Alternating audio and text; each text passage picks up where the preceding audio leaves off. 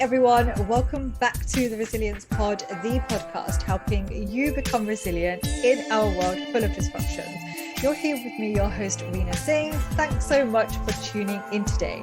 Today, we are talking about the new era of operational resilience regulations. Are you ready for this? Within this very special episode sponsored by Fusion Risk Management, who are a global provider of solutions that help organizations build personal resilience.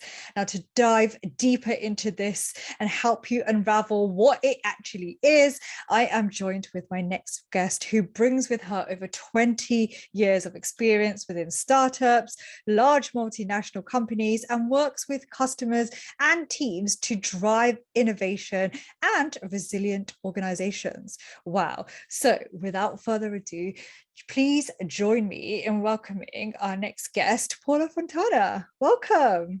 Thank you, Reena. Glad to be here. How are you doing?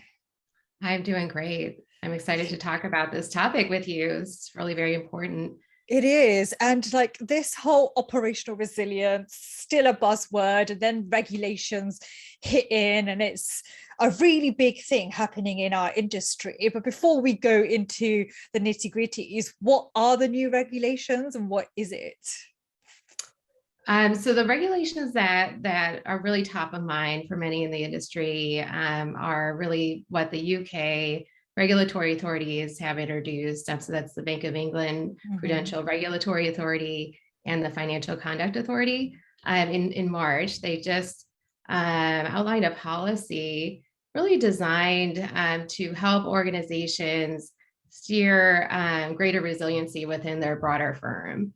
And what we're finding is that this framework has been more widely embraced by not only global regulators, but thought leaders in really this establishing a new standard or a new operating model by which financial services more broadly is expected to operate. Wow. And you kind of touched on the fact that it's financial services. Is it only relevant to financial services companies? If I'm listening or watching and I'm not working in this specific field, shall I switch off or shall I stay tuned? And is it relevant to me?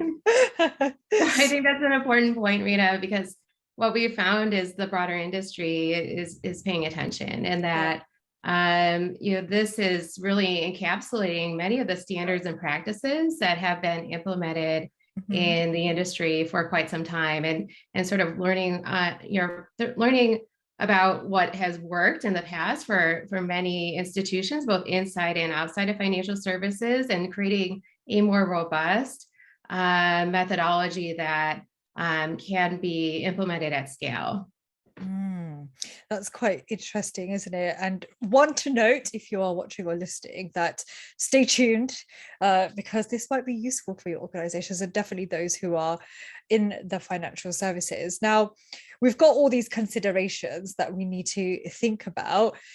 Should we be thinking about and taking a stance on this from a global perspective on like the impacts of operational resilience? And some of the key things about this new framework is it really begins with this concrete understanding of what services and products are most important to your customers in the broader market. So I think that's fundamental to any industry, but in financial services, it's uniquely critical in that they really provide the global backbone of economic security for us all. So based on that fundamental understanding of how your key services are delivered to your customers, you can then break down how those things are delivered end to end.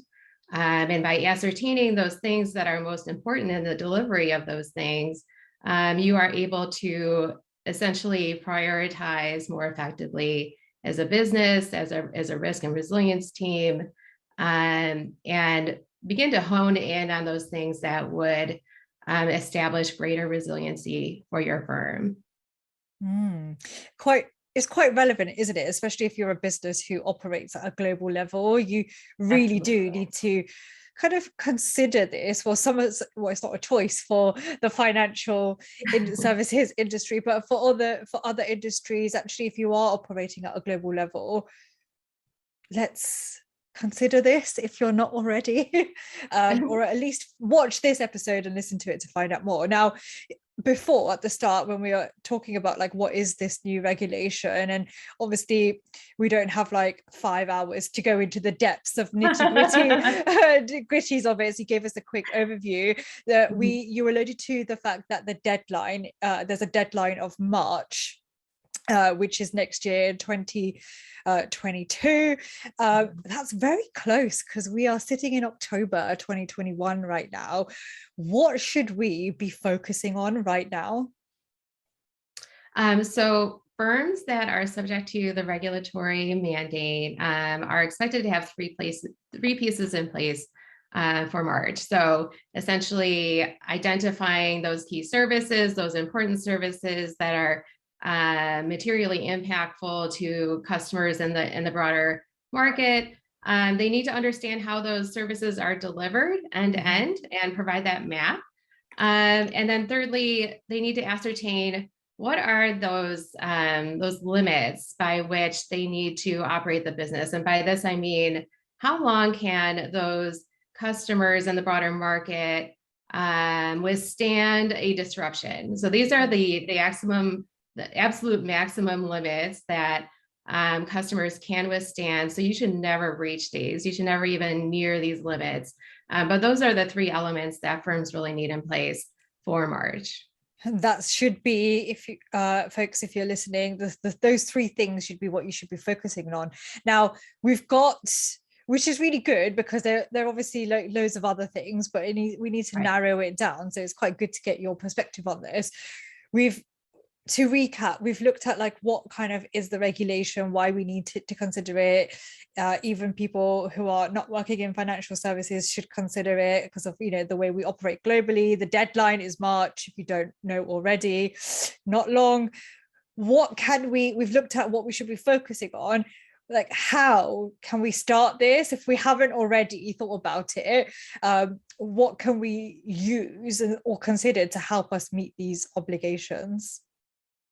Yeah, the good news is many firms have begun this journey already and have assessed their important services and mapped them. That said, that there is more work to be done, not only around what's expected for March, but also beyond the March mandate. Okay. And so Fusion recently released a simple checklist that takes you through the nuts and the bolts of the regulatory policy, and really provides you a framework by which to interrogate your progress. So that's one of the expectations that has also been set forth in the new policy.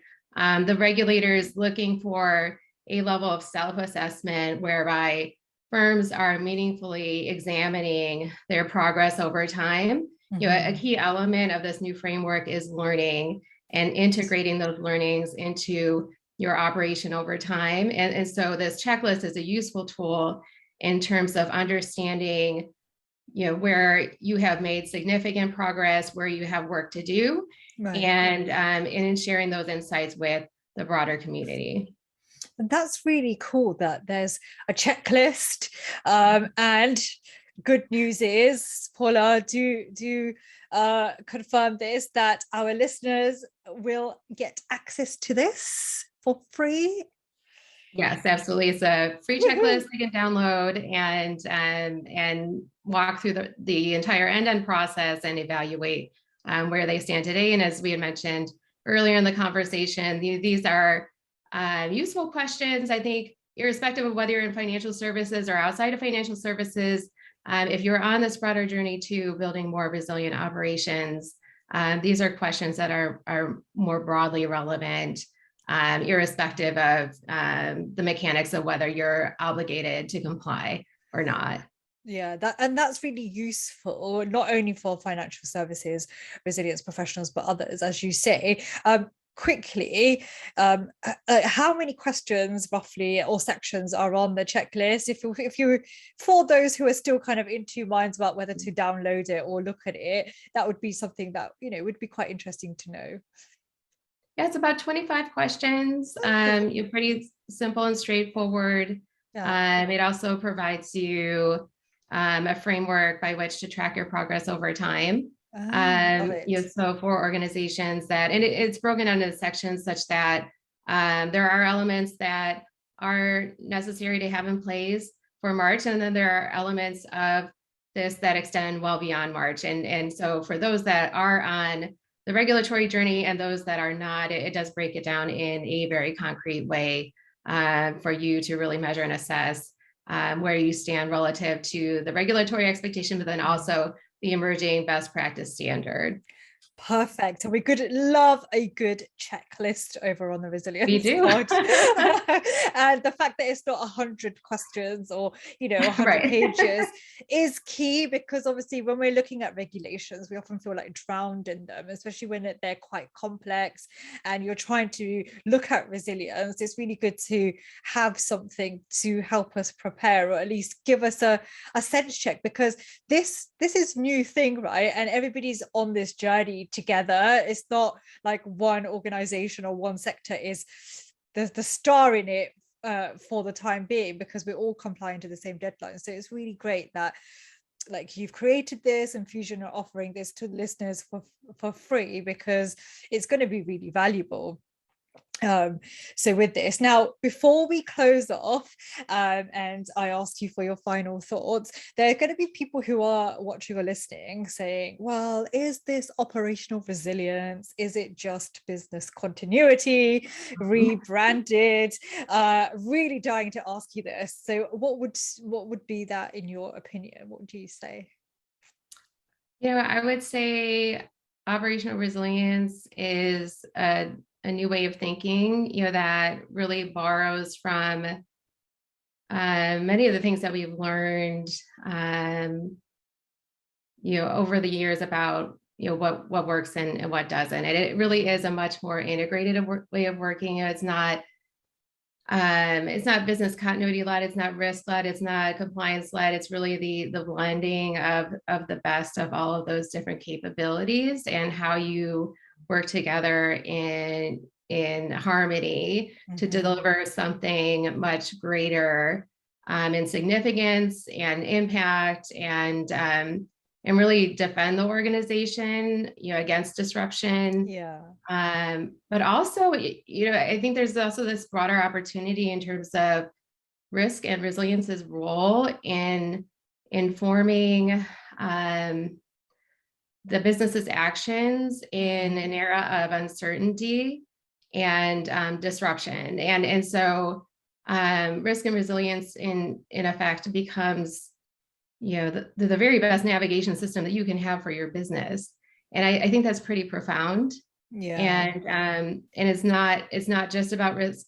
It's not just about business continuity. It's really the combination of those competencies working together. Operational resilience is the framework by which those things become more unified. And I think that's the distinction and the differentiation between maybe some of the traditional frameworks that we've used in the past. How do we work together, break down the silos, and problem solve differently going into the future?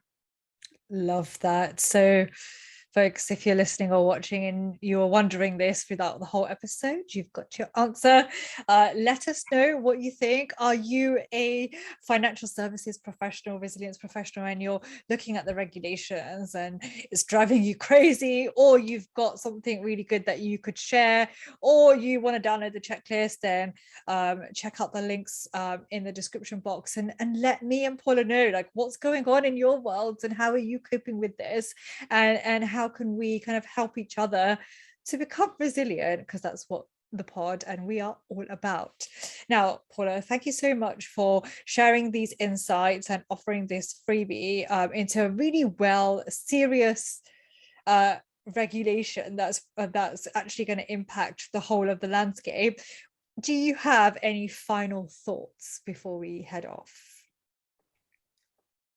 In essence, this is it really is this transformative moment in the industry. We're all coming off the back of, and we're still managing through the impacts of pandemic. And I think what we're seeing, not only is the convergence of risk and resiliency, but the convergence of risk resiliency and the broader business. Yeah. And what constitutes great service and product stewardship.